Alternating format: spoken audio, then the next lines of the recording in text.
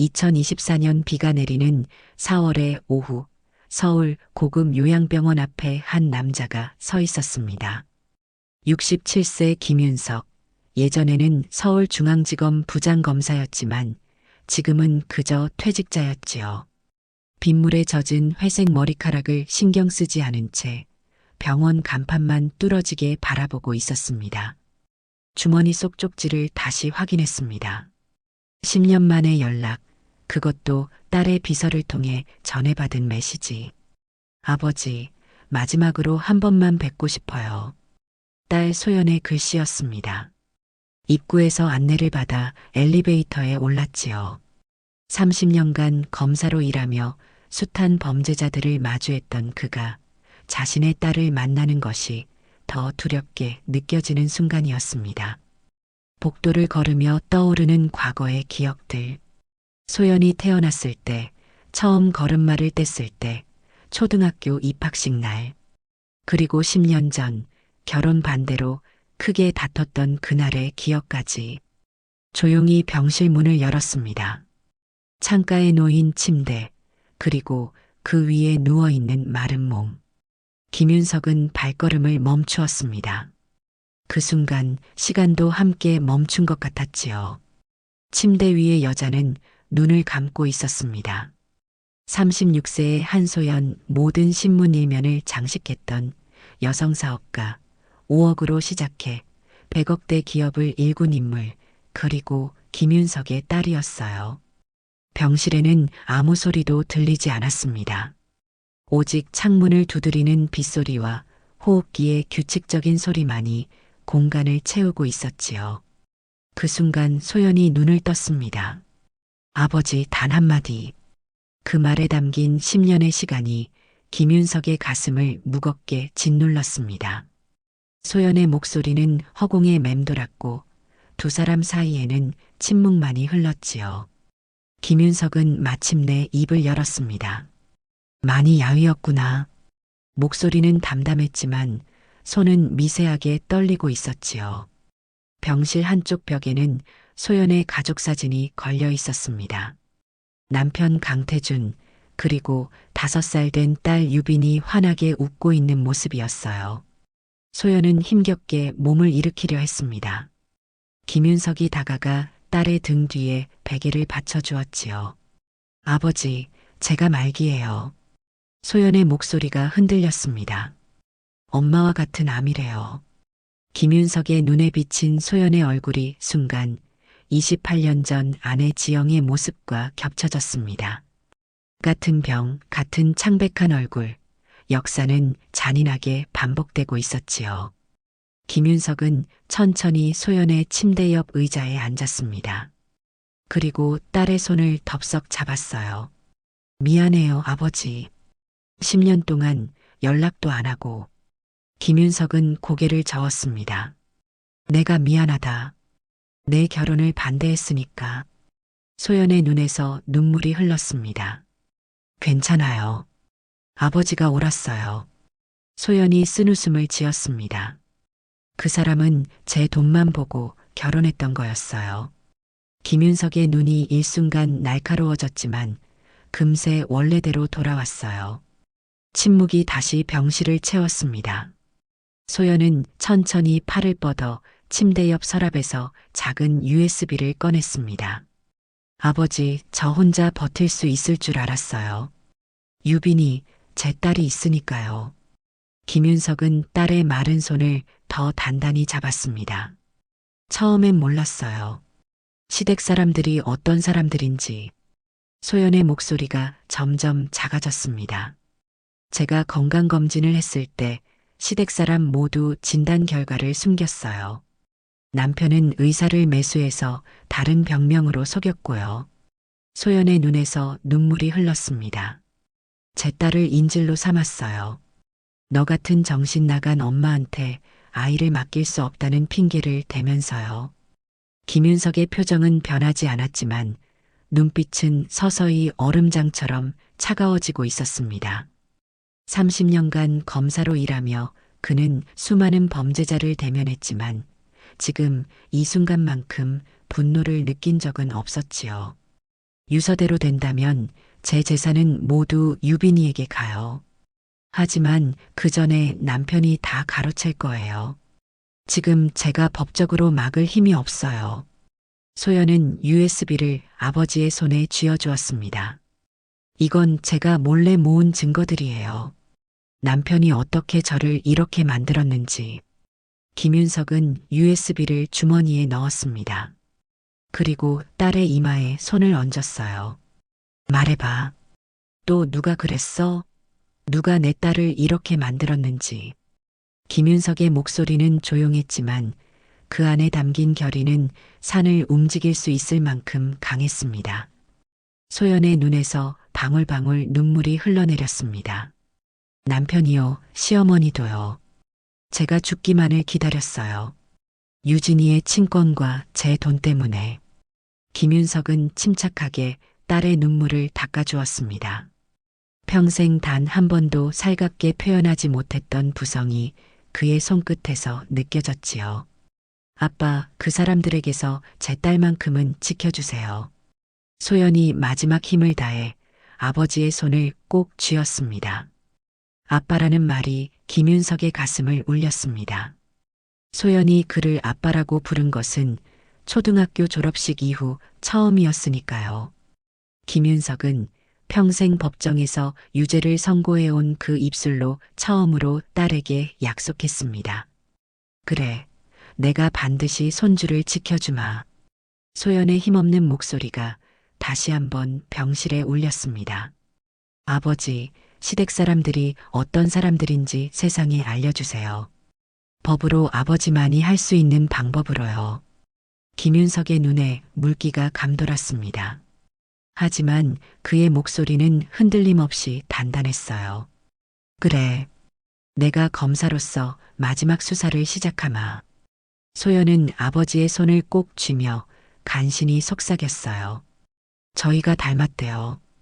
엄마가 아버지와 제가 고집센 눈빛까지 똑같다고 했는데 그 말에 김윤석의 기억 속에서 아내의 목소리가 울려왔습니다.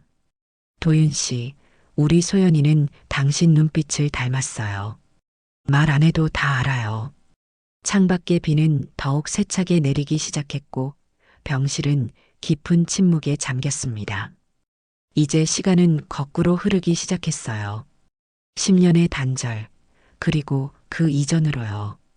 언제나 무뚝뚝했지만 서로를 깊이 이해했던 아버지와 딸의 시간으로. 병실을 나서며 김윤석은 마지막으로 돌아보았습니다. 소연은 잠이 든 것 같았어요.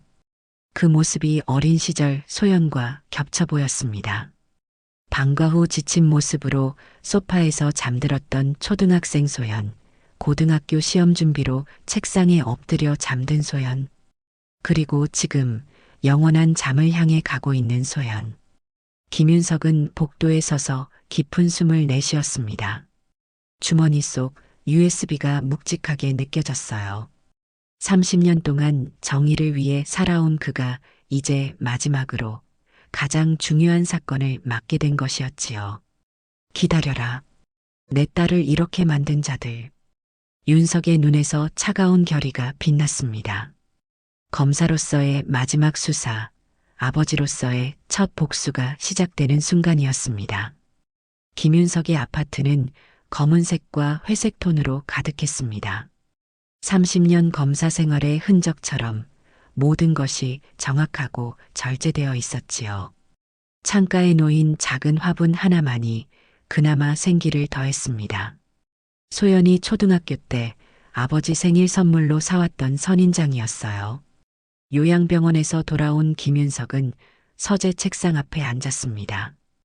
USB를 꺼내들고 컴퓨터에 연결했지만 열지는 않았어요. 그 대신 서랍 깊숙이서 오래된 노트 하나를 꺼냈습니다. 검사 시절 사용하던 증거 기록용 노트였지요. 그리고 그 밑에 숨겨두었던 낡은 사진 한 장을 조심스럽게 꺼냈습니다. 1979년 여름 충청도 농촌 봉사활동 현장에서 찍은 사진이었습니다. 21살의 김윤석은 허름한 작업복 차림으로 서 있었고 그 옆에는 서울대 경영학과 윤지영이 밝게 웃고 있었지요. 윤석의 굳게 담은 입술과 달리 지영의 미소는 햇살처럼 환했습니다. 우리 딸은 내 미소를 닮았구나. 김윤석은 창밖을 바라봤습니다. 1979년 여름의 더운 날이 떠올랐어요. 저기요, 혹시 집 지붕 수리 좀 도와주실래요? 김윤석은 땀을 닦으며 고개를 들었습니다. 해맑게 웃고 있는 여학생의 모습이 눈에 들어왔지요. 다른 학교 봉사단으로 같은 마을에 오게 된 그녀였습니다. 그렇게 시작된 지붕 수리는 두 사람의 인연의 시작이었습니다. 예상대로 비가 쏟아졌고 둘은 반쯤 고친 지붕 아래 갇혀 있어야 했지요. 김윤석 씨는 무슨 과예요? 법대요. 와, 멋있네요. 검사가 되실 건가요? 도윤은 잠시 망설였습니다. 가난한 집안의 장남으로 그는 빨리 돈을 벌어야 했지요. 판사나 검사는 꿈도 꾸지 못했던 길이었습니다. 아니, 그냥 졸업하고 빨리 취직할 겁니다. 윤지영은 진지한 눈빛으로 그를 바라보았습니다. 아니에요. 오빠 같은 사람이 검사가 되어야 세상이 바뀔 거예요. 눈빛을 보면 알아요. 정의롭고 단단한 사람이란 걸. 그날의 비, 그날의 말이 김윤석의 인생을 바꿔놓았습니다. 오빠, 우리 부모님이 만나고 싶어 하세요. 교제 1년 만에 지영이가 조심스럽게 말을 꺼냈을 때 윤석은 이미 예감했습니다. 재벌 3세인 지영의 부모가 가난한 법대생을 반길 리 없었지요. 예상대로 만남은 최악이었습니다. 학생, 우리 지영이를 포기하게. 자네 미래를 망치고 싶지 않다면. 지영의 아버지는 냉정했습니다. 그리고 그날 밤 지영은 울면서 윤석을 찾아왔지요. 우리 도망칠까? 저는 헤어져서는 못 살 것 같아요. 윤석은 고개를 저었습니다. 그는 이미 다른 결심을 했지요. 기다려. 내가 검사가 될 때까지. 그리고 3년 하루 4시간만 자며 공부한 끝에 윤석은 사법시험에 합격했습니다. 지영의 부모님은 여전히 반대했지만 두 사람은 결국 결혼했지요. 결혼식장에 지영의 가족은 한 명도 오지 않았습니다. 우리 딸은 이제 죽었다고 생각하겠다. 지영의 아버지가 남긴 마지막 말이었습니다. 윤석은 다음 사진을 꺼냈습니다.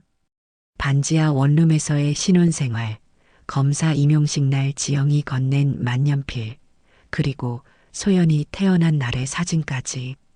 처음으로 눈물을 흘렸던 날이었지요. 여보, 우리 소연이가 당신 눈빛을 닮았어요. 말 안 해도 다 알아요. 그렇게 몇 년 가난해도 검사로서의 사명을 가지고 바쁘게 일했고 단칸방에서도 행복했습니다. 그 행복이 그렇게 짧을 줄 몰랐지요. 딸 소연이가 8살이 되던 해 병실에 누워있던 지영의 얼굴이 창백했습니다. 자궁암 말기, 의사는 이미 가망이 없다고 했지요. 병상 옆에는 소연이 앉아 있었습니다. 어린 눈동자는 이미 많은 것을 알고 있는 듯 했어요.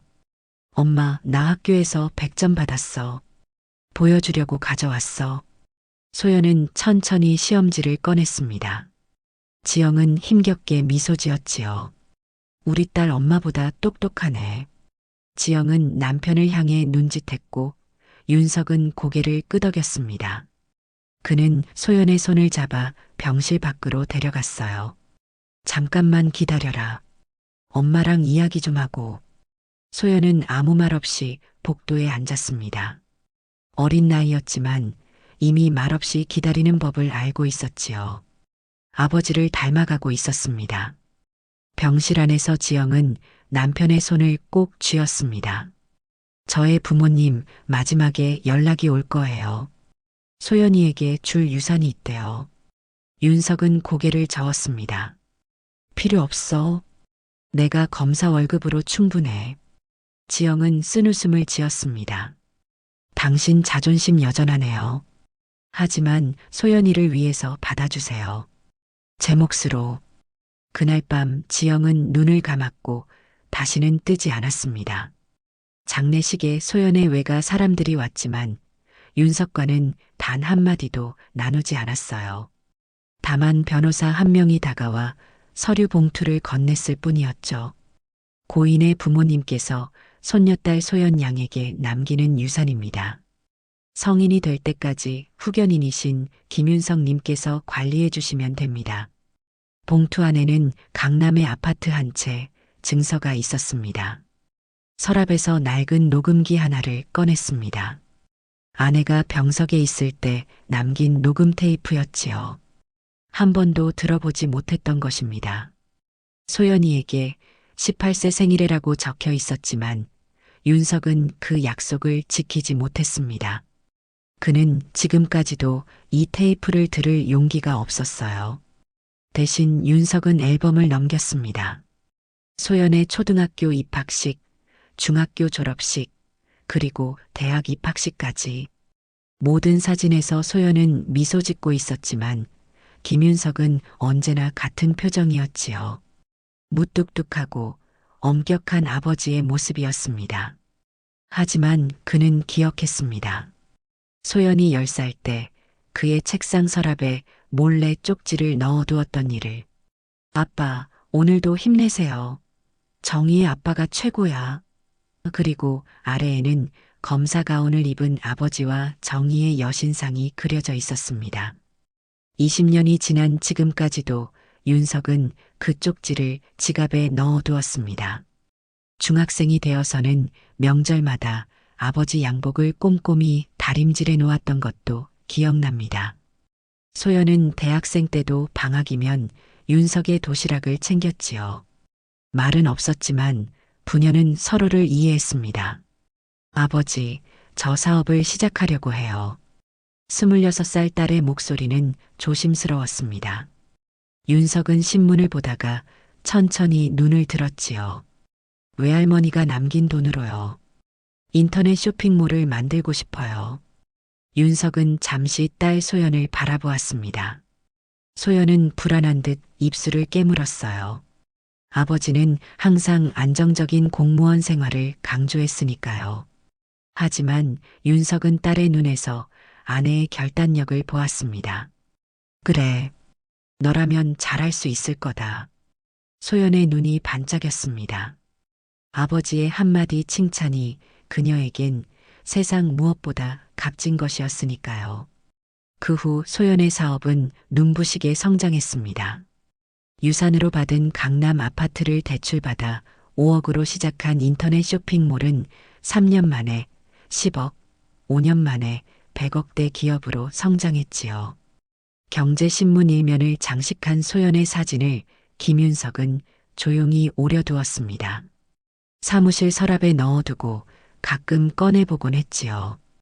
그런 어느 날 소연이 한 남자를 데려왔습니다. 아버지, 강태준 씨예요. 결혼하고 싶은 사람이에요. 윤석은 아무 말 없이 강태준을 바라보았습니다. 30년간 검사로 일하며 길러진 직감이 경고음을 울렸지요.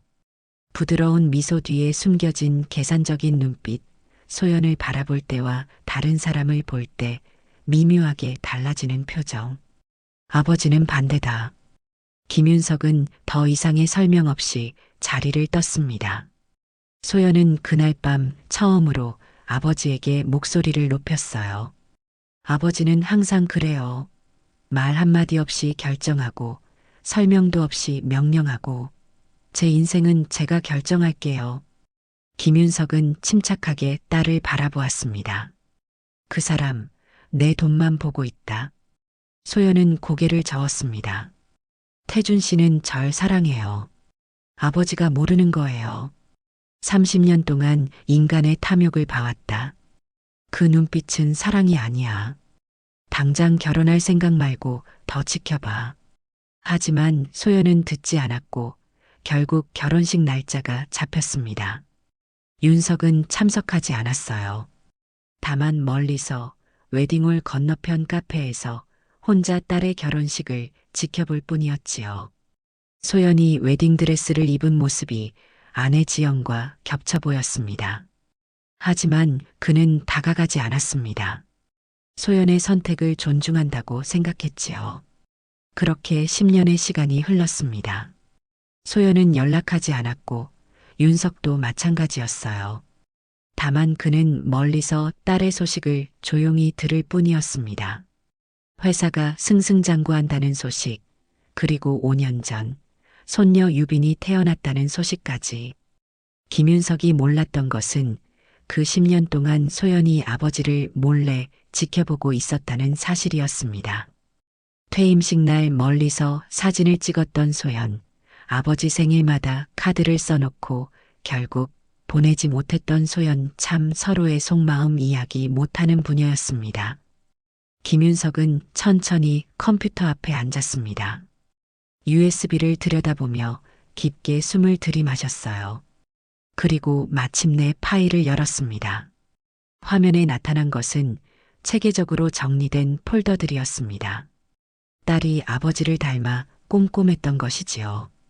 입원 기록, 의사와의 통화 녹음, 남편과 시어머니의 대화, 은행 계좌 내역. 소연은 죽음을 직감한 이 몇 개월을 마지막까지 아버지처럼 증거를 수집했던 겁니다.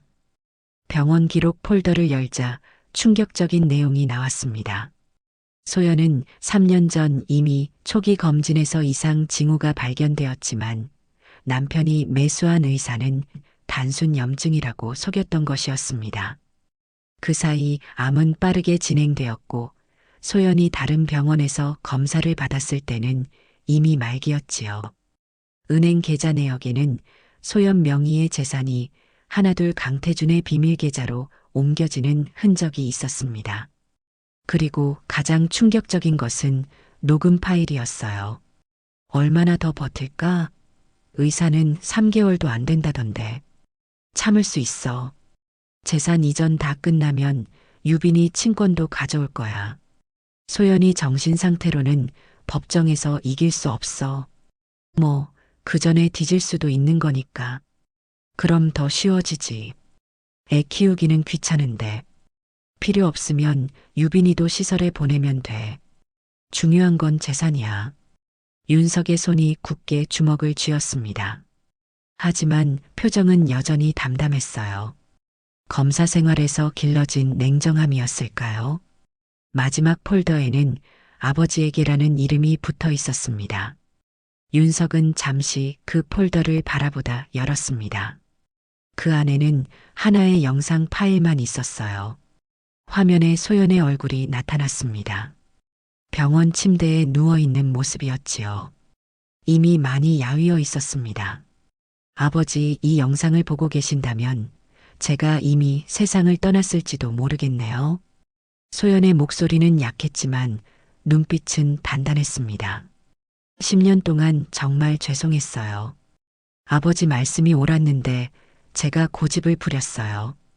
그 자존심이 뭔지 잘 사는 걸 보여드리고 싶었는데 그리고 이제 너무 늦었어요. 소연은 잠시 숨을 고르더니 계속했습니다. 제가 아버지를 닮았나 봐요. 증거를 모으고 진실을 밝히는 것. 아버지에게 배운 거예요. 유빈이를 위해 그리고 저를 위해 마지막으로 도와주세요. 아버지만이 할 수 있어요. 소연의 눈에 눈물이 고였습니다. 아버지, 한 번도 말씀드리지 못했지만 저는 아버지가 자랑스러웠어요. 정의로운 검사, 깐깐하다고 하지만 누구에게도 굽히지 않는 아버지. 제가 그런 사람이 되고 싶었어요. 영상이 끝났습니다. 김윤석은 움직이지 않았습니다. 그의 눈가에 맺힌 눈물이 천천히 뺨을 타고 흘러내렸지요. 그는 조용히 전화기를 들어 번호를 눌렀습니다. 정판사? 김윤석이네. 오랜만이지.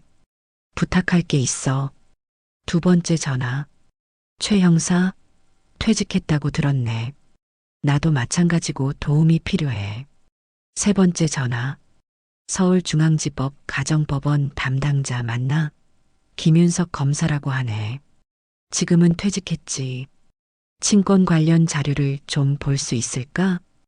김윤석은 전화를 마치고 창가에 섰습니다. 비는 그쳤지만 하늘은 여전히 흐렸어요. 작은 화분을 들어 물을 주며 중얼거렸습니다. 소연아, 늦었지만 아버지가 너를 지켜줄게. 서울 강남의 대형 법률사무소 회의실. 김윤석은 그곳에 홀로 앉아 있었습니다. 탁자 위에는 서류들이 가지런히 정돈되어 있었고 노트북에는 소연이 남긴 녹음 파일들이 재생 준비 상태였지요. 문이 열리고 한 남자가 들어왔습니다. 박정한 서울중앙지검 부장검사 시절 김윤석의 제자였던 사람이었어요. 선배님, 오랜만입니다. 퇴임하셨어도 그대로이십니다. 김윤석은 고개를 끄덕였습니다. 그래, 너도 이제 부장검사가 됐다고 들었다. 박정한은 의자에 앉으며 서류들을 훑어보았습니다. 이 사건 개인적인 일이라고 하셨는데 내 딸 이야기다. 박정한의 표정이 굳어졌습니다. 그는 김윤석의 가정사를 알고 있었지요. 김윤석은 담담하게 소연의 이야기를 했습니다. 성공한 사업가가 된 딸, 그리고 그녀의 재산을 노리고 접근한 남편, 초기 암 진단을 숨긴 의사들과 시댁 가족들, 그리고 마지막 순간에 찾아온 딸까지. 박정한의 얼굴이 점점 어두워졌습니다.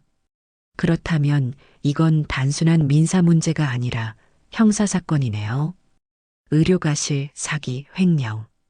김윤석은 노트북을 켰습니다. 녹음 파일을 들어봐. 녹음기에서 흘러나오는 강태준과 그의 어머니 박말숙의 대화. 아들, 소연이 유서는 어떻게 된 거야? 모든 재산 유빈이한테 가게 해놨대? 걱정 마세요. 이미 위임장 몇 개 받아뒀어요. 소연이가 판단력이 흐려질 때 미리 준비해 둔 거죠. 영리하네. 그래도 조심해. 소연이 아버지가 검사 출신이라며? 괜찮아요. 그 영감은 10년 동안 연락도 안 했잖아요. 소연이도 지 아버지 얘기는 입에도 안 올렸고요. 박말숙의 웃음소리가 날카로웠습니다. 그래, 넌 참 운이 좋았다. 명짧은 부자 여자 만나서. 근데 왜 하필 자궁암이람? 그거 냄새난데. 김윤석의 얼굴에는 아무런 감정도 보이지 않았지만 그의 손등에 돋은 핏줄이 모든 것을 말해주고 있었지요. 다음 녹음 파일은 병원에서의 대화였습니다. 강태준과 의사로 추정되는 남자의 목소리였지요. 김 원장님, 소연이 상태가 어떻습니까? 글쎄요, 사실 정상적인 치료를 받았다면 초기에 발견됐을 텐데. 아씨, 그런 얘기는 이제 그만하시죠. 약속대로 해주시면 된다니까요. 하지만 환자에겐 알려야. 돈 이미 받으셨잖아요. 더 필요하신가요? 침묵 후 의사의 한숨소리. 말기 증상이 곧 나타날 겁니다. 통증 조절은 해드리겠지만. 박정한의 얼굴이 창백해졌습니다. 이건 살인이나 다름없습니다. 김윤석은 비통한 모습으로 고개를 끄덕였습니다. 당장 달려가서 숨통을 끊어놓아야 할 테지만 법적으로 완벽하게 처리하고 싶다. 박정한은 잠시 생각에 잠겼다가 고개를 들었습니다. 가능합니다. 하지만 선배님의 방식으로 하시겠습니까? 아니면. 김윤석은 창밖을 바라보았습니다. 내 방식으로 하지만 법의 테두리 안에서. 회의실 문이 다시 열렸고 세 사람이 더 들어왔습니다. 최상철 전 수사관, 송지연 변호사, 강병무 재정 전문가였습니다. 자, 시작하자고. 그때 소연의 상태를 바로 알려달라고 말해놓은 간호사가 전화가 왔습니다. 소연 씨 상태는 요 며칠 안정적이지만 시간이 얼마 없어요. 의사 선생님 말로는 길어야 한 달이라고 하셨거든요. 김윤석은 전화를 끊고 노트북을 열었습니다. 시간이 없었어요. 소연 씨의 자산 추적 결과입니다. 강병무가 화면을 넘기며 설명했습니다. 개인명의 재산 약 20억, 회사 지분 가치 80억, 회사 자산 약 70억이 지난 1년간 강태준 명의 계좌로 빠져나갔습니다. 수법은? 김윤석의 질문은 간결했습니다. 위임장을 이용했습니다. 소연 씨의 서명이 있지만 강병무가 서류 2장을 나란히 놓았습니다.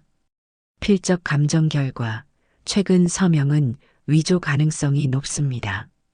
최상철이 다음 자료를 펼쳤습니다. 시어머니 박말숙 여사는 흥미로운 인물입니다. 외적으론 독실한 기독교인, 자선단체 활동가지만 실상은 달랐어요. 김윤석은 사진들을 바라보았습니다. 화려한 한복을 입고 무속인의 집을 드나드는 박말숙의 모습이었지요. 특히 왕도사라는 무속인에게 한 달에 1,000만 원을 꼬박꼬박 바쳐왔어요. 그 왕도사를 만났습니다. 모두의 시선이 최상철에게 집중됐지요. 그는 녹음기를 꺼냈습니다. 왕도사는 특별한 의뢰를 받아왔답니다. 소연 씨의 죽음을 앞당기기 위한 저주 의식과 액막이, 물론 미신이지만 그 기록은 고스란히 남아있어요. 윤석의 눈에 차가운 분노가 번뜩였습니다. 그 내용을 언론에 흘려 송지연이 고개를 저었습니다. 미신 관련 내용은 법적으로 큰 의미가 없습니다만 윤석은 잠시 침묵했다가 말했습니다. 법이 아닌 사회적 응징이지. 강병무가 끄덕였습니다. 이해합니다.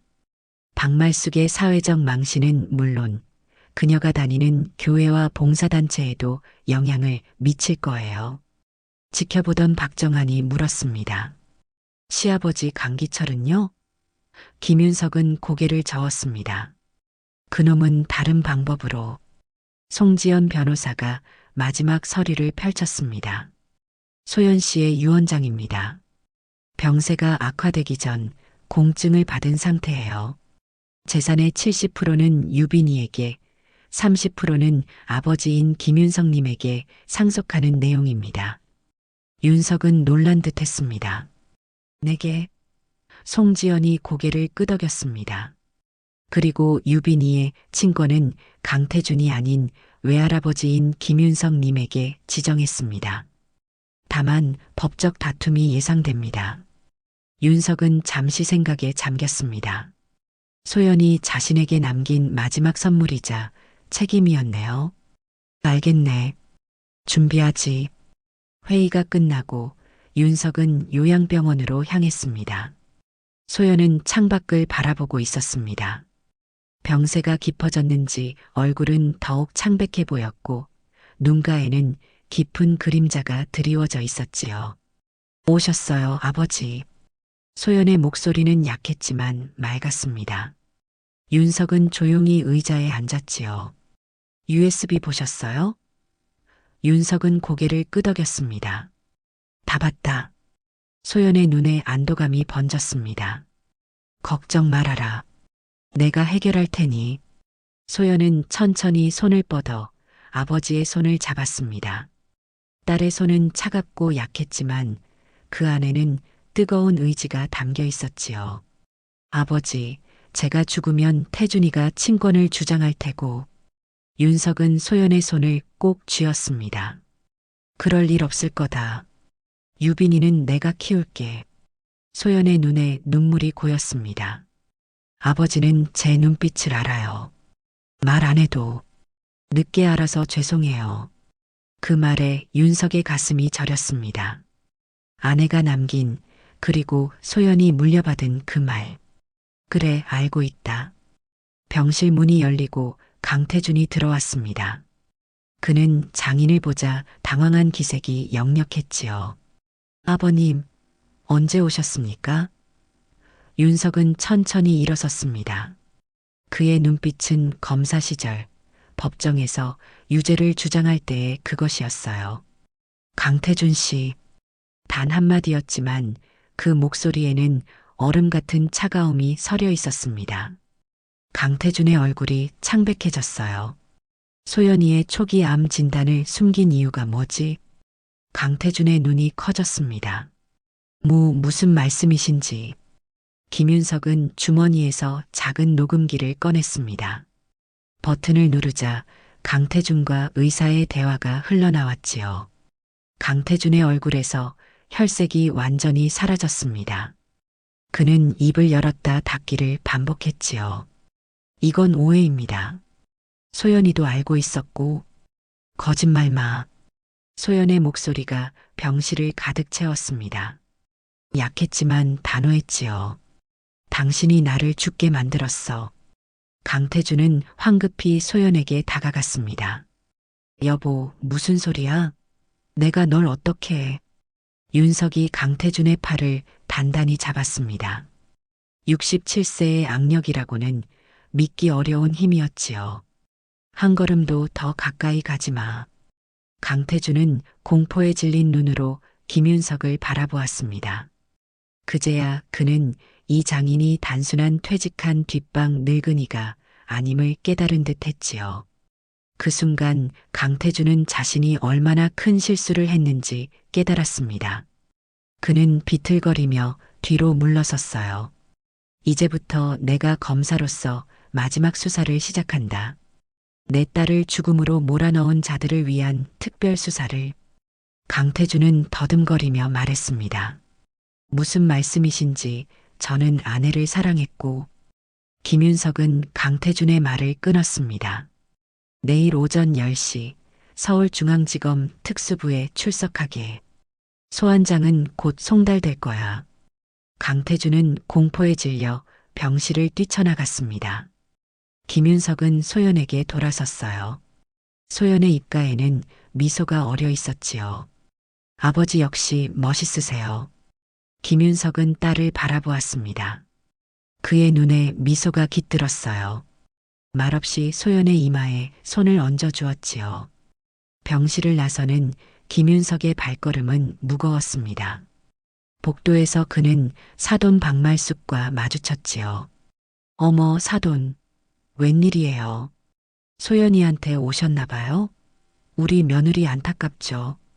윤석은 박말숙을 무표정하게 바라보았습니다. 박말숙 여사, 믿는 무속인이 용하다고 들었습니다만. 박말숙의 얼굴이 굳었습니다. 네, 그게 무슨... 곧 알게 될 겁니다. 그 무속인이 정말 미래를 볼 수 있는지. 윤석은 더 이상 말없이 걸어갔습니다. 며칠 후 소연의 병세는 급격히 악화되었습니다. 김윤석은 밤낮으로 병실을 지켰지요. 태주는 더 이상 나타나지 않았습니다. 이미 검찰 소환과 언론 보도로 그는 숨어 지내는 중이었어요. 아버지. 소연의 목소리가 점점 약해지고 있었습니다. 김윤석은 소연의 손을 꼭 잡았지요. 여기 있다. 소연은 힘겹게 미소 지었습니다. 제가 참 바보였어요. 억울해요. 일이 잘 되니까 세상 모두 내 편일 줄 알았어요. 좀 더 일찍 아버지에게 돌아왔더라면. 김윤석의 눈에 눈물이 맺혔습니다. 내게 먼저 손을 내밀었어야 했다. 소연은 고개를 저었습니다. 아니에요. 제 선택이었는데. 김윤석은 소연의 이마에 입술을 가져다 댔습니다.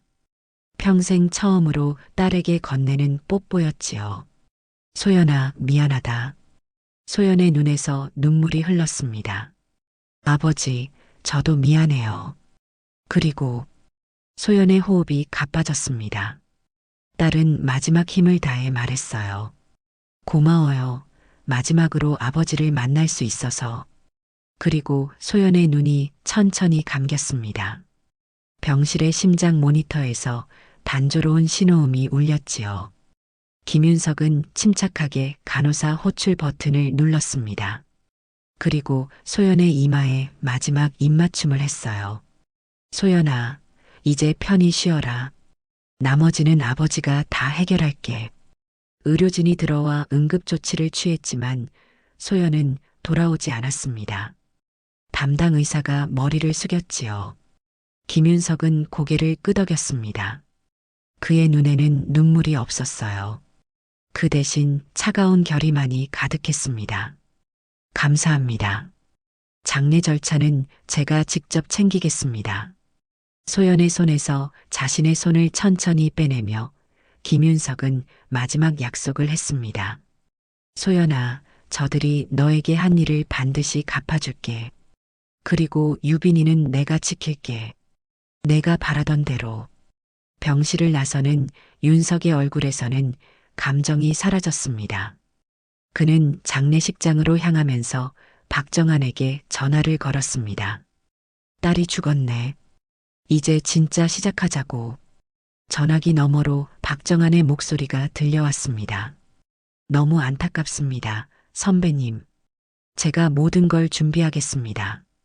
김윤석은 전화를 끊고 창밖을 바라보았습니다. 비가 내리기 시작했지요. 마치 하늘도 소연의 죽음을 슬퍼하는 듯 했습니다.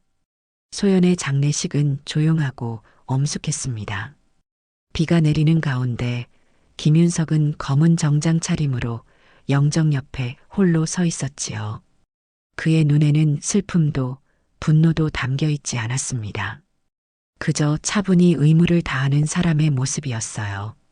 강태준 가족들은 멀찍이 떨어져 있었고 소연의 사업 관계자들이 조문 행렬을 이루었습니다. 강태준은 슬픔에 잠긴 남편 역할을 완벽하게 연기하고 있었지요. 하지만 윤석의 시선이 닿을 때마다 그는 불안하게 시선을 피했습니다. 삼가 고인의 명복을 빕니다. 박정환 검사가 다가와 김윤석에게 인사했습니다. 그 뒤로 법조계 사람들이 줄지어 조문했지요. 30년 검사 생활 동안 쌓은 인맥이었습니다. 멀리서 강태준이 그 광경을 지켜보며 얼굴이 창백해졌습니다. 평범한 퇴직 공무원이라 생각했던 장인이 법조계에 두터운 인맥을 가진 인물이라는 사실을 이제야 실감하는 듯 했지요. 형님, 너무 마음 아프시겠습니다. 최상철 전 수사관이 김윤석의 어깨를 조용히 두드렸습니다. 그는 윤석이 수사할 때 항상 함께했던 파트너였지요. 모든 준비는 끝났습니다. 내일부터 시작할 수 있어요. 윤석은 고개만 살짝 끄덕였습니다. 장례를 마치고 돌아온 윤석의 아파트에는 4사람이 모여 있었습니다. 박정환 검사, 송지연 변호사, 강병무 재정 전문가, 그리고 최상철 전 수사관이었지요. 탁자 위에는 소연이 남긴 자료들이 펼쳐져 있었습니다. 이제 시작합니다. 김윤석의 간결한 선언으로 회의가 시작되었어요. 강병무가 먼저 입을 열었습니다. 소연 씨 유언장은 법적으로 완벽합니다. 재산의 70%는 유빈이에게, 30%는 김윤석 님에게 상속되는 내용이지요. 문제는 이미 강태준이 빼돌린 70억과 유빈이의 친권입니다. 송지연 변호사가 고개를 끄덕였습니다. 강태준은 이미 가정법원에 단독 친권 신청을 했어요. 외할아버지인 김윤석 님이 10년간 연락을 끊었다는 점을 강조하고 있습니다. 김윤석은 담담하게 물었습니다. 유빈이는 지금 어디 있지? 최상철이 자료를 펼쳤습니다. 강태준의 어머니 박말숙이 데리고 있습니다. 어제부터 유치원도 안 보냈어요. 김윤석은 창밖을 바라보았습니다. 먼저 강태준부터 시작하자. 박정환이 서류 봉투를 열었습니다. 강태준에게는 횡령 혐의를 적용할 수 있습니다. 자금 70억을 개인 용도로 빼돌린 정황이 명확해요. 이미 검찰에 고발장을 제출했습니다. 다음 날 아침 강태준은 회사로 출근하던 중 검찰 특수부 수사관들에게 연행되었습니다. 언론은 일제히 100억대 자산가 여성 CEO 남편 회사 자금 70억 횡령 혐의라는 헤드라인을 쏟아냈지요. 같은 시간 박말숙이 정기적으로 다니던 교회와 자선단체에 익명의 제보가 들어갔습니다. 왕도사에게 며느리의 죽음을 재촉하는 저주를 의뢰했다는 내용과 함께 증거 사진까지 첨부되어 있었지요. 교회 장로들은 충격에 빠졌고 자선단체는 급히 회의를 소집했습니다. 전화벨이 쉴 새 없이 울리는 가운데 박말숙은 공황 상태에 빠졌습니다. 말도 안 돼. 누가 이런 짓을. 그때 TV에서 아들 강태준이 검찰에 연행되는 모습이 방송되었습니다. 그녀는 비틀거리며 전화기를 들었지요. 여보세요, 강 회장님? 큰일 났어요. 우리 아들이. 그러나 전화기 너머로 들려온 것은 남편 강기철의 차가운 목소리였습니다. 당신 때문에 망신당했어. 더 이상 전화하지 마. 박말숙은 망연자실한 표정으로 전화기를 내려놓았습니다. 그리고 곧이어 초인종이 울렸지요. 문을 열자 낯선 여자가 서 있었습니다. 박말숙 님이시죠? 소연 씨의 시어머니. 저는 가정법원에서 나왔습니다. 유빈이의 친권 관련 예비조사차 왔습니다. 박말숙이 당황해 물었습니다. 무슨 친권조사요? 사회복지사는 담담하게 설명했습니다. 김윤석 님이 외손녀에 대한 친권 및 양육권 신청을 하셨습니다. 미성년자의 복지를 위한 가정환경조사입니다. 서울중앙지방법원 김윤석은 재판을 앞두고 송지연 변호사와 상담 중이었습니다. 오늘은 강태준의 첫 재판이었지요. 준비는 다 됐습니다. 증거가 완벽해요. 김윤석은 고개를 끄덕였습니다. 유빈이는 가정법원에서 임시조치로 김윤석님의 보호하에 두기로 결정했습니다. 오늘 저녁에 만나실 수 있을 거예요. 김윤석의 눈에 처음으로 감정이 비쳤습니다. 기대감과 걱정이 뒤섞인 표정이었지요. 재판정에 들어서자 강태준은 이미 피고석에 앉아 있었습니다. 구치소 생활이 쉽지 않았는지 얼굴이 수척해 보였지요. 그의 눈빛은 공포와 분노가 뒤섞여 있었습니다. 김윤석과 눈이 마주치자 그는 고개를 돌렸지요. 재판장이 입장하고 강태준의 횡령 혐의에 대한 심리가 시작되었습니다. 증거는 압도적이었습니다. 계좌 내역, 녹음 파일, 그리고 소연이 남긴 진술서까지. 검사가 김윤석에게 증언을 요청했습니다. 그는 증인석에 앉아 차분하게 말했지요. 제 딸 소연은 성실했습니다. 5억으로 시작해서 100억대 기업을 일군 인물입니다. 그런 딸이 왜 자신의 회사 자금을 빼돌리겠습니까? 검사가 물었습니다. 피고인 강태준과의 관계는 어떠했습니까? 김윤석은 잠시 침묵했다가 말했습니다. 저는 처음부터 그를 믿지 않았습니다. 딸의 돈을 노리고 접근했다고 판단했지요. 그래서 딸의 결혼을 반대했고 그것이 10년간의 단절로 이어졌습니다. 그런데 왜 이제 와서 이런 소송을 제기하신 겁니까? 김윤석은 강태준을 똑바로 바라보았습니다. 딸이 죽기 전에 찾아왔습니다. 그리고 모든 진실을 알려줬지요. 의사를 매수해 초기 암 진단을 숨긴 일, 회사 자금을 빼돌린 일, 그리고 딸이 죽기만을 기다린 일까지. 법정이 숙연해졌습니다. 강태준은 자리에서 벌떡 일어났습니다. 거짓말입니다. 저는 소연이를 진심으로. 재판장이 고함쳤습니다. 피고인, 자리에 앉으십시오. 강태준의 변호인이 김윤석에게 질문했습니다. 김윤석 씨, 10년 동안 따님과 연락을 끊으셨다면서요? 진정 따님을 걱정하셨다면 왜 그렇게 오랫동안 방관하셨습니까? 법정이 조용해졌습니다. 모두가 김윤석의 대답을 기다렸지요. 그는 잠시 생각하더니 차분하게 말했습니다. 맞습니다. 제가 잘못했습니다. 딸의 선택을 존중하지 못했고 제 고집을 앞세웠지요. 그 10년이 제 인생 최대의 후회입니다. 하지만 김윤석의 목소리가 더욱 단단해졌습니다. 그렇다고 해서 내 딸을 죽음으로 몰아넣은 자들을 용서할 수는 없습니다. 저는 30년간 검사로 살아왔습니다. 법과 정의가 무엇인지 알고 있지요. 제 딸의 정의를 바로 세우고 싶습니다. 강태준의 변호인이 다시 물었습니다. 그렇다면 개인적인 감정으로 피고인을 박해하는 것은 아닙니까? 김윤석은 고개를 저었습니다. 저는 감정이 아닌 증거로 말합니다. 제 딸이 남긴 증거들이 모든 것을 말해주고 있지요. 재판은 강태준에게 불리하게 흘러갔습니다. 마지막으로 재판장이 그에게 물었습니다.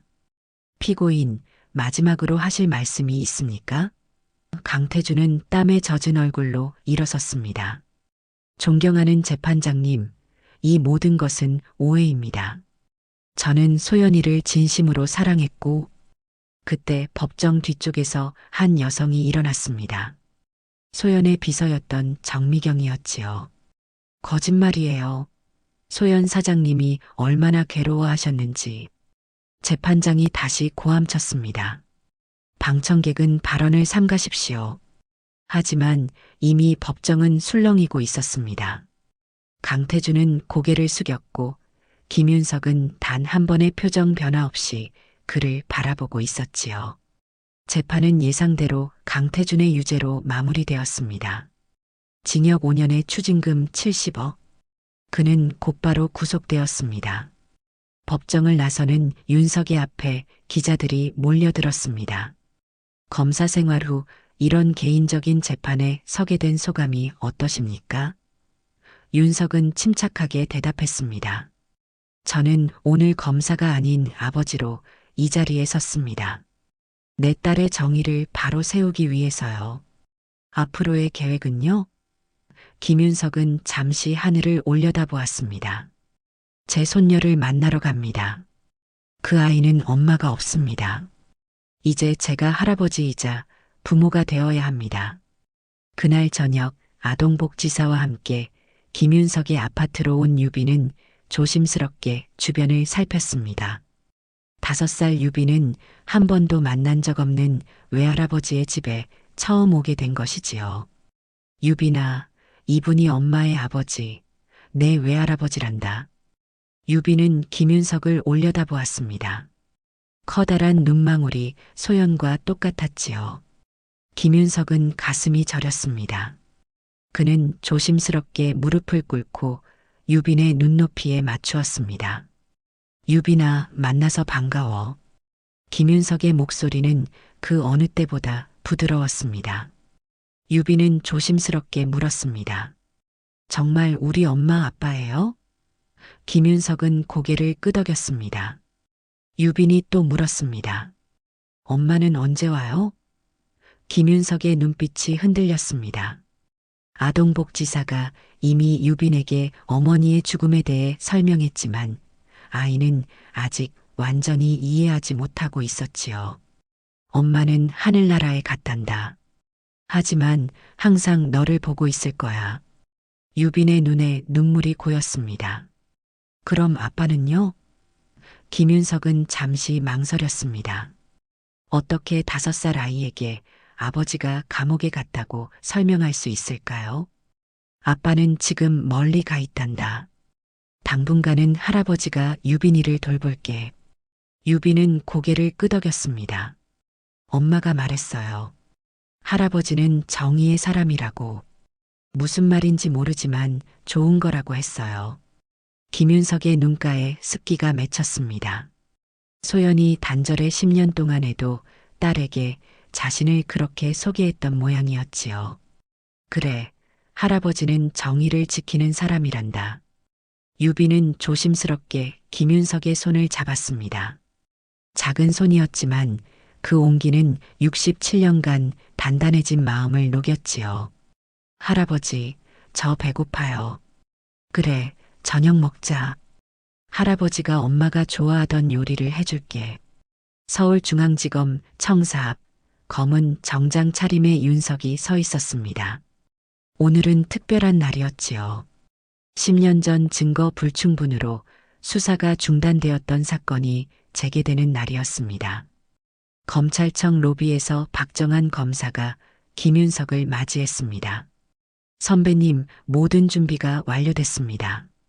강기철은 아무것도 모르고 있습니다. 김윤석은 고개를 끄덕였습니다.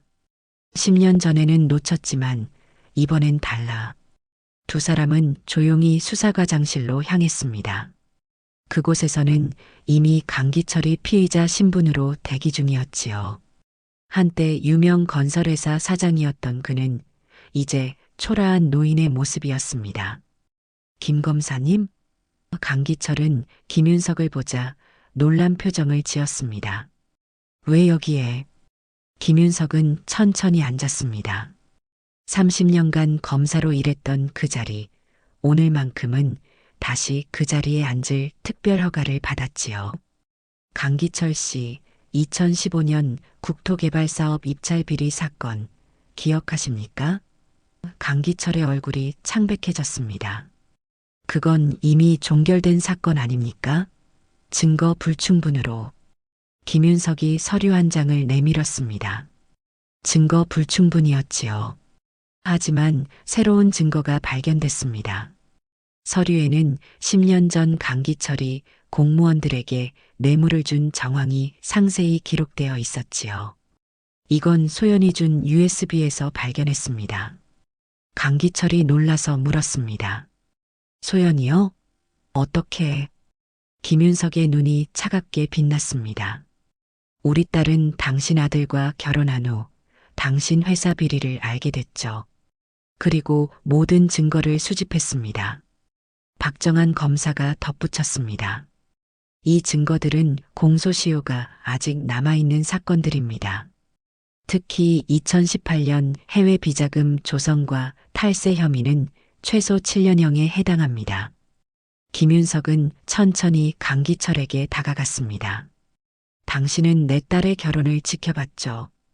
당신 아들이 소연의 돈만 노리고 접근했다는 걸 알면서도 강기철은 고개를 떨구었습니다.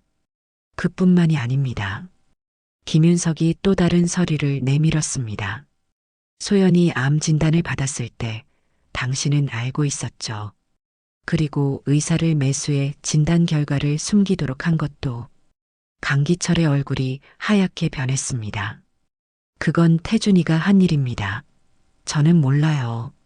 녹음이 있습니다. 김윤석이 녹음기를 켰습니다. 아버지, 소연이 건강검진 결과가 안 좋게 나왔어요. 그래, 어떻게 할 생각이냐? 김 원장이랑 얘기해서 결과를 바꿀 생각입니다. 좋은 생각이다. 소연이 회사가 이제 막 궤도에 올랐는데 지금 아프다고 하면 곤란하지. 녹음이 끝나고 강기철은 완전히 무너졌습니다. 제가 어떻게 해야 무죄 처분받을까요? 김윤석은 냉정하게 말했습니다. 당신은 내 딸을 죽게 만들었어. 당신과 당신 아들이. 제발 저를 어떻게든. 김윤석은 고개를 저었습니다. 10년 전 당신을 놓친 것은 내 실수였어. 하지만 이번엔 마지막까지 추적할 겁니다. 강기철은 땀에 젖은 얼굴로 애원했습니다. 제 전 재산을 기부하겠습니다. 무엇이든 할게요. 김윤석의 눈빛은 얼음처럼 차가웠습니다. 늦었어. 아들과 같은 교도소에 갈 겁니다. 수사관들이 들어와 강기철에게 수갑을 채웠습니다. 그는 비틀거리며 일어났지요. 김 검사님, 저는 정말 몰랐습니다. 강기철이 끌려나가는 모습을 지켜보며 김윤석은 차분히 말했습니다. 소연아, 이제 절반은 끝났다. 다음 날 김윤석은 최상철과 함께 박말숙의 집 앞에 차를 세웠습니다. 경찰차 2대가 이미 대기하고 있었지요. 형님, 모든 준비 완료됐습니다. 박말숙의 혐의는 명백합니다. 윤석은 고개를 끄덕였습니다.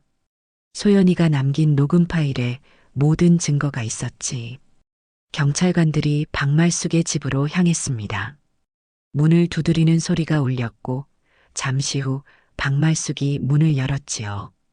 그녀는 경찰관들을 보자 얼굴이 하얗게 변했습니다. 무슨 일이세요? 경찰관이 영장을 제시했습니다.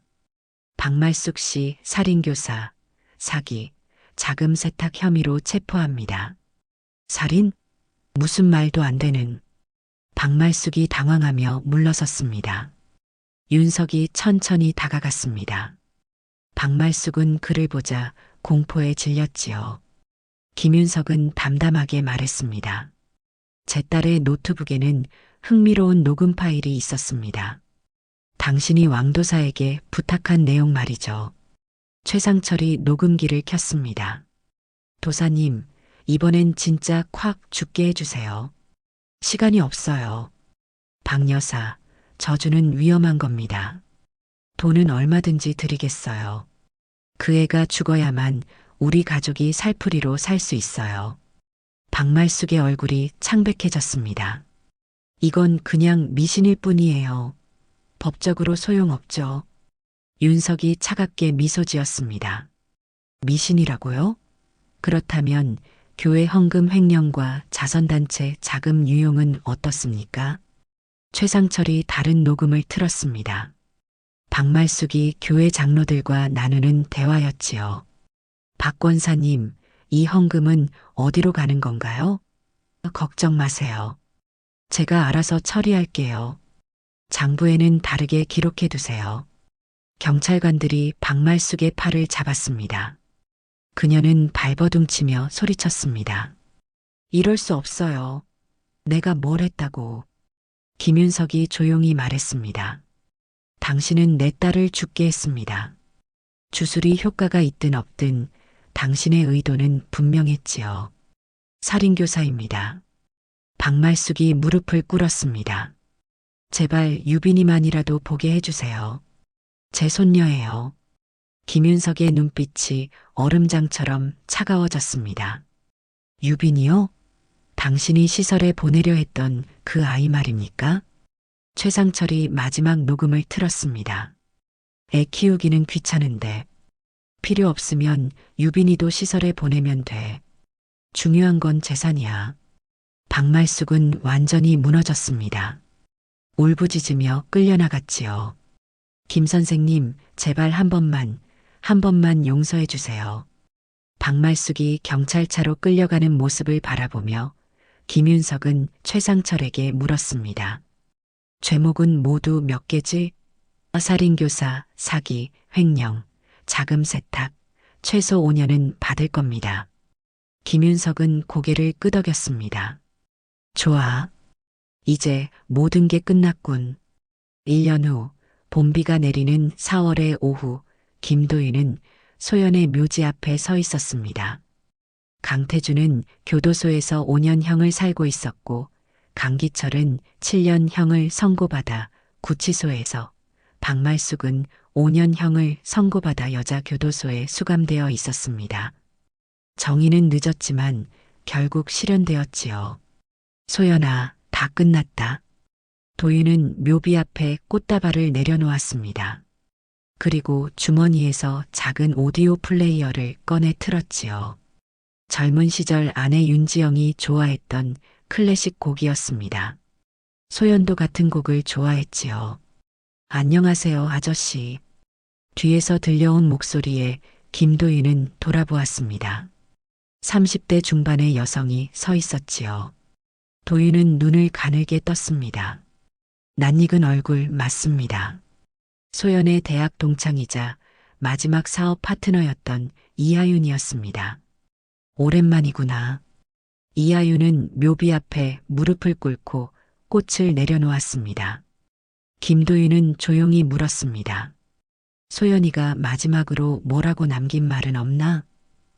이하윤의 눈에 눈물이 고였습니다. 자신은 그저 죽어갈 뿐이지만 아버지라면 반드시 정의를 실현해 줄 거라고 했어요. 우리 아버지는 말없이 움직이는 사람이라고. 김도윤의 가슴이 저렸습니다. 10년의 단절에도 불구하고 소연은 아버지를 믿고 있었던 겁니다. 이하윤은 잠시 침묵했다가 말했습니다. 사실 소연이가 마지막으로 제게 맡긴 것이 있어요. 그녀는 가방에서 작은 상자를 꺼냈습니다. 이걸 1년 후에 아저씨께 전해달라고 했어요. 모든 일이 끝난 후에라고 하면서요. 김도희는 조심스럽게 상자를 받았습니다. 이게 뭐지? 열어보세요. 상자 안에는 낡은 노트 한 권이 있었습니다. 표지에는 소연의 꿈이라고 적혀 있었지요. 김도윤이 노트를 열자 첫 페이지에는 유년 시절의 소연이 아버지와 함께 찍은 사진이 붙어 있었습니다. 검사 제복을 입은 김도윤과 초등학교 교복을 입은 소연.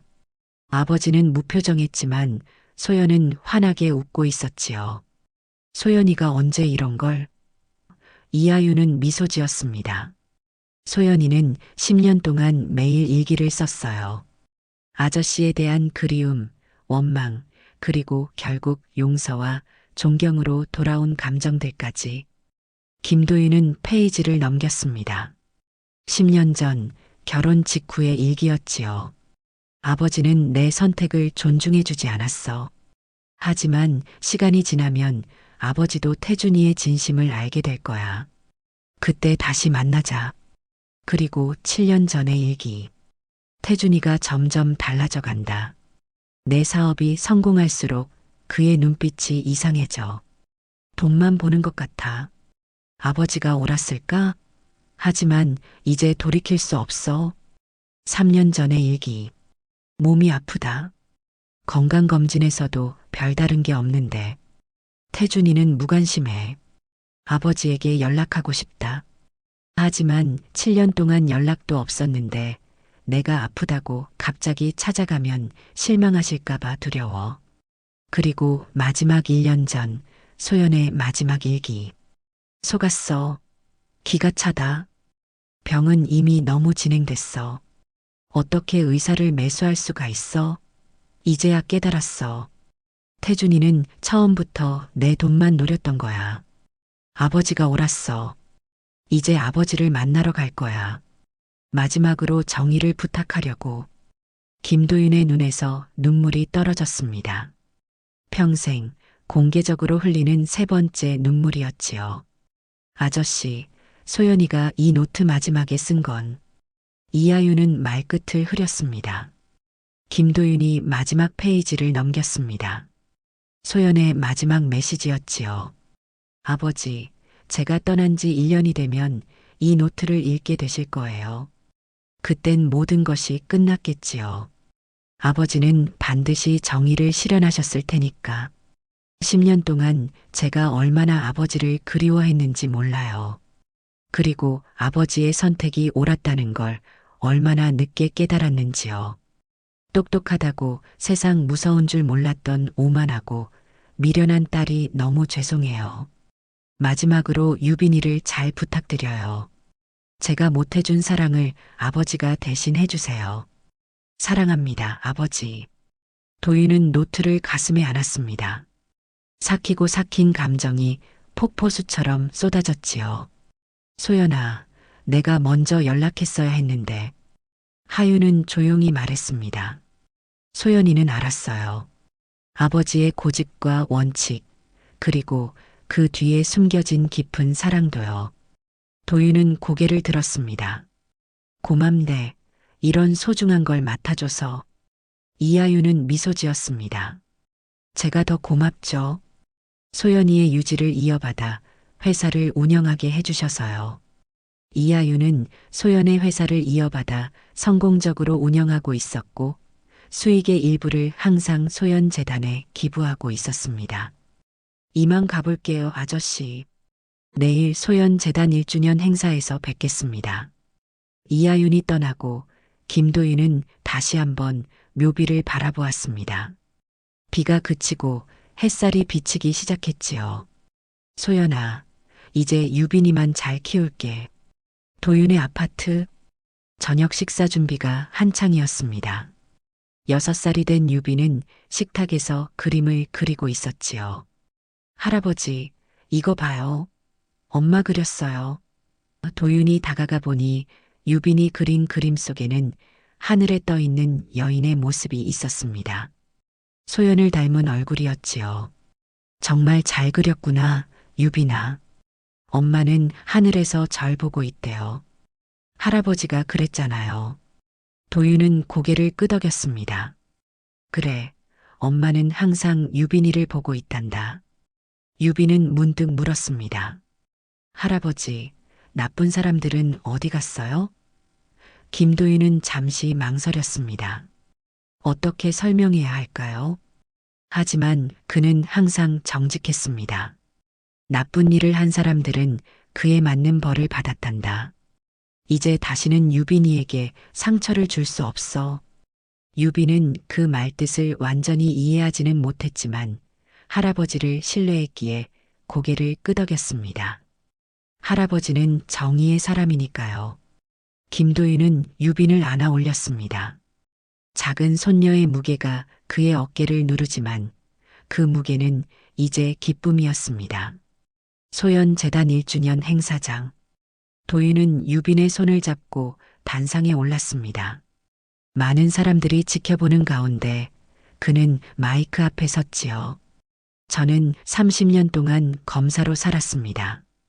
그 시간 동안 법과 정의가 무엇인지 배웠지요. 하지만 진정한 정의를 깨달은 건 제 딸 소연을 통해서였습니다. 청중들이 숨죽여 듣고 있었습니다. 제 딸은 어머니처럼 자궁암으로 세상을 떠났습니다. 하지만 딸이 떠나기 전에 이 재단의 씨앗을 남겼지요. 자신과 같은 고통을 겪는 이들을 돕기 위해서요. 도윤은 잠시 숨을 고르고 계속했습니다. 오늘 이 재단의 첫 번째 생일을 맞아 제가 약속드립니다. 제 남은 인생은 딸의 뜻을 이어가는 데 바치겠습니다. 그리고 그는 유빈을 바라보았습니다. 손녀는 맑은 눈으로 할아버지를 올려다보고 있었지요. 소연의 딸, 제 손녀 유빈이는 어머니와 할머니의 뜻을 이어갈 것입니다. 정의와 사랑이 이렇게 세대를 넘어 이어지는 것이지요. 사람들의 박수가 쏟아졌고 김도윤은 유빈을 안아 올렸습니다. 유빈의 맑은 웃음소리가 행사장에 퍼졌지요. 그날 저녁 도윤은 유빈을 재운 후 베란다에 나왔습니다. 별이 빛나는 하늘을 바라보며 그는 생각했습니다. 어쩌면 인생은 복수가 아닌 정의로, 정의가 아닌 사랑으로 완성되는 것인지도 모른다고. 주머니에서 작은 녹음기를 꺼냈습니다. 28년 전 아내가 남긴 한 번도 듣지 못했던 테이프였지요. 이제는 들을 준비가 되었습니다. 버튼을 누르자 아내의 목소리가 흘러나왔습니다. 여보, 이 테이프를 듣고 있다면 소연이는 잘 크고 있는 거지요? 제가 떠난 지도 오래되었고요. 우리 딸 잘 키워주셔서 고마워요. 도윤은 눈을 감았습니다. 오랫동안 그리워했던 목소리였지요. 당신은 항상 말을 많이 하지 않았지만 그 눈빛으로 모든 걸 말했어요. 소연이도 그럴 거예요. 말하지 않아도 서로를 이해하는 아버지와 딸이 되었으면 좋겠어요. 잠시 윤지영의 숨소리만 들리다가 이어서 목소리가 나왔습니다.